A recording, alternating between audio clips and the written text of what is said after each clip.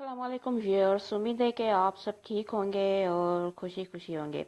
तो लास्ट हमने अपनी वीडियो में जो टॉपिक जो हमने डिस्कस किया था और जो समझा था पढ़ा था वो स्पेसिफिक रिलीफ एक्ट का था कि suit for possession under section 8 of the specific relief act.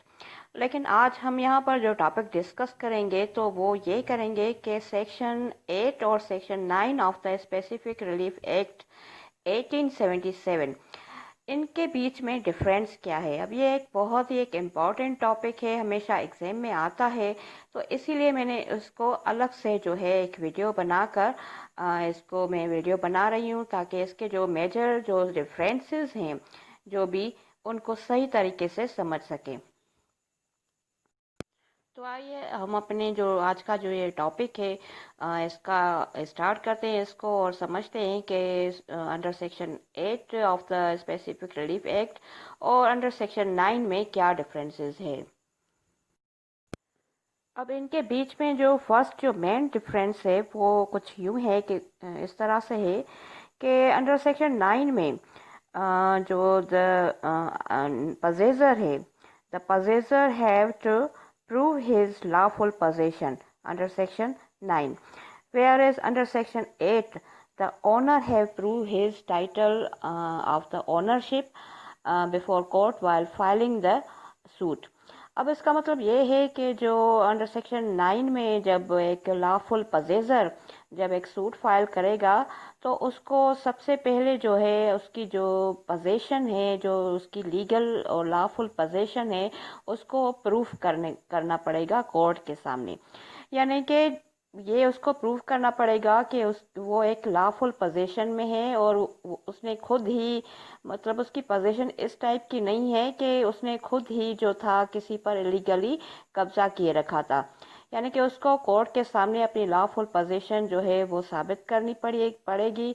अब लॉफुल पोजीशन किस तरह से थी मैंने आपको पहले ही एग्जांपल्स में बताया था कि एक तो जो है एक को शेयरर जो होता है वो भी एक तरह से एक लॉफुल पोजेसर होता है और फिर जो एक टेनेंट या किरायादार होता है वो भी एक लॉफुल पोजेसर होता है। यानी कि अगर कोई किराएदार को डिस्पोजेस करता है, जाहिर सी बात है ओनर करेगा या जो उसका था लैंडलॉर्ड है वो करता है, तो वो मतलब एक डिस्पोजेशन होगी तो उसको वो अपनी अगर ऐसा सूट हो तो उसको अपनी जो रेंट का जो एग्रीमेंट है वो देकर वो साबित कर सकता है कि वो एक लॉफुल पोजीशन में था। फिर इसी तरह लॉ पोजीशन बाय प्रेस्क्रिप्शन था, ये भी उसका एक एग्जाम्पल था। तो मतलब यहाँ पे सेक्शन 9 में लॉफुल पोजेसर को अपनी जो है लॉफुल पोजीशन कब्जा जो है कानूनी या मतलब जो लीगल हो वो साबित करना पड़ेगा। लेकिन सेक्शन 8 में ओनर को जो है अपने जब वो सूट फाइल करे तो उसको अपने ओनरशिप के जो डॉक्यूमेंट्स है वो कोर्ट को दिखाने पड़ेंगे।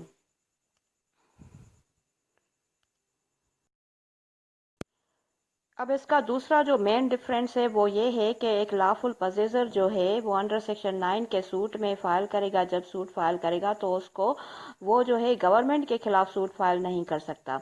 यानी कि वो सिर्फ अगर कोई प्राइवेट पर्सन उसको डिस्पोजेस करता है वो फाइल कर सकता है सूट, लेकिन अगर गवर्नमेंट अपने किसी भी प्रोग्राम या किसी भी पर्पस के लिए उसको डिस्पोजेस करती है तो फिर जो है वो गवर्नमेंट के अगेंस्ट सूट फाइल नहीं कर सकता।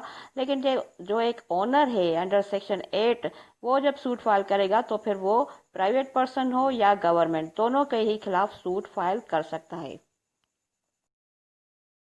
अब इसका तीसरा जो मेन डिफरेंस है इन दोनों के बीच में वो ये है कि एक लॉफुल पोजेसर जो है वो अंडर सेक्शन 9 जो है अपील जो है फाइल नहीं कर सकता।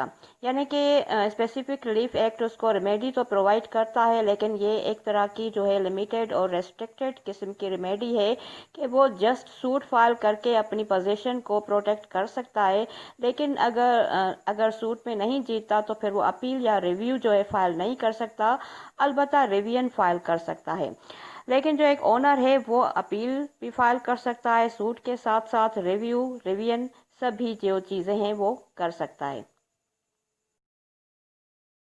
अब इसका जो चौथा और आखिरी जो डिफरेंस की जो एक मेन पॉइंट है वो ये है, वो लिमिटेशन लॉ के हिसाब से है कि इन दोनों सूट का जो लिमिटेशन पीरियड है वो भी डिफरेंट होता है। यानी कि अंडर सेक्शन 9 जब एक लॉफुल पजेसर सूट फाइल करेगा तो उसका जो लिमिटेशन पीरियड है वो जस्ट 6 मंथ्स है।